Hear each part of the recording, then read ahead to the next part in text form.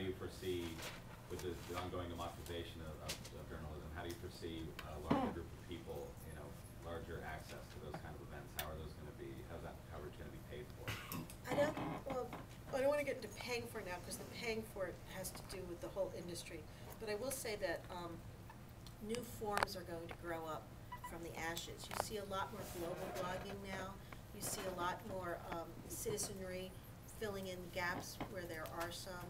It might not come from mainstream journalists, but it might come from other people who are going to keep the information out there. Eventually, there will be enough money to pay for people. Right now, it's a very tough time. What happened is some of the news companies right now are seeing little profit bumps again. I'm sure Professor Johnson mentioned this to you guys as well, because they've overlaid off people. They really cut back, and now they're going to have to start building up. One thing news organizations are going to have to do, though, is really rethink where they place people strategically. Do you need, and I don't know the number, do you need 50 reporters at the White House?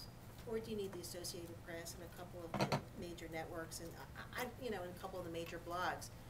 Do you need somebody to cover the same thing as somebody else all the time?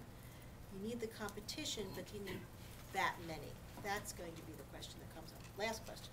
Right now, journalism is going through this major upheaval. Do you ever think we're going to settle into a rhythm and it's going to calm down, or basically we should just get used to as journalists this constant changing and like we're running to keep up, which is what I feel like? Or do you feel like we're going to find some sort of rhythm and it's going to, the hype is going to come down a little bit? Because right now I think it's just... That's a great question, and I've never been asked that before.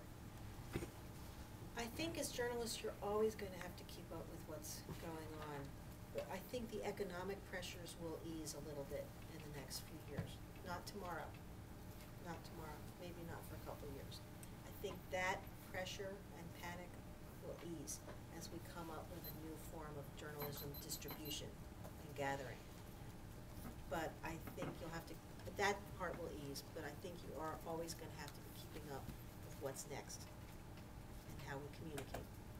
Bottom line is storytelling and journalism will always be there. People want accurate information so they can make decisions about their lives. Whatever format or platform you do that work in, people still want honest truth assessments, and that's not going to change. Okay.